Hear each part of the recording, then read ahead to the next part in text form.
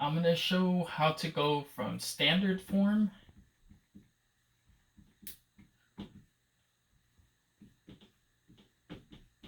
to slope-intercept form.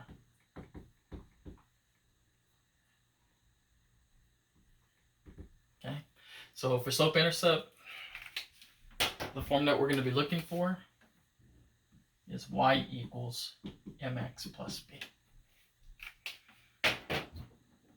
So let's say, for example, that we have 2x plus 3y equals 12. All right, the goal is we want to get y by itself. So step one is we're going to move the x term, okay? So to do that, we want to zero out the 2x. So to zero out a positive 2x, we're going to make that a negative 2x. Whatever we do to one side, we do to the other. Again, the purpose of that is to zero this out. So after moving the x term, we now have 3y equals 12 minus 2x. Cannot combine these because one of these has a variable, one of these does not. Step 2 is we want to divide by the coefficient on y, which in this case is 3. So we divide everything by 3. Doing that, 3 divided by 3, that gives us 1. 1 times y is 1y. So we got the y equals that we wanted for our standard form.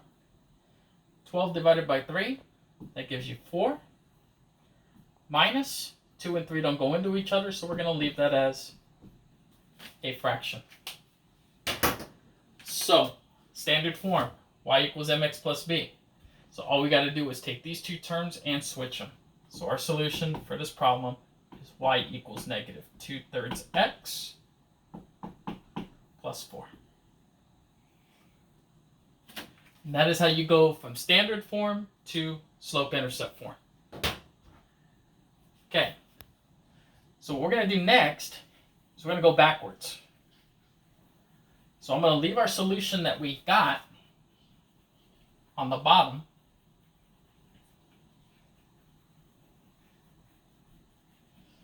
We're going to go from slope-intercept form to standard form.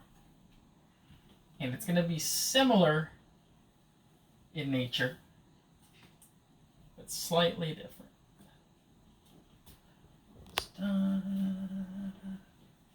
Okay, so again, we're going from slope-intercept to standard. Okay, so a couple of things on standard. Standard form, ax plus by equals c. That's going to be what the form looks like.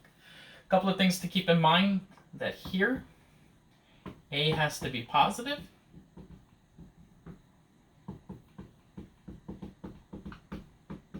and a cannot be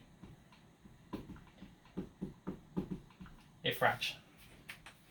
So we're going to use the result that we got here and work backwards. So we got y equals negative 2/3 x plus 4. So what you want to see is on this equation, x and y are actually on the same side. Right now we have y on one side, x on the other. We need x to be positive, which means we've got to bring this quantity this way. All right? So we're going to add 2/3 x to both sides. We're doing that to zero out our x term. That leaves us with 2/3 x plus y equals 4. So that first condition, a has to be positive. We have satisfied that. Next thing we have to do is we got to make sure that a is not a fraction. So to do that, we're going to multiply this entire quantity by 3. So just showing the step, what that's going to look like is you're doing 3 times 2/3 x plus 3 times y equals 4 times 3. So here, these 3's, those 3 divided by 3 gives you 1. So 1 times 2x is 2x, plus 3 times y, that gives you 3y. 4 times 3 is 12.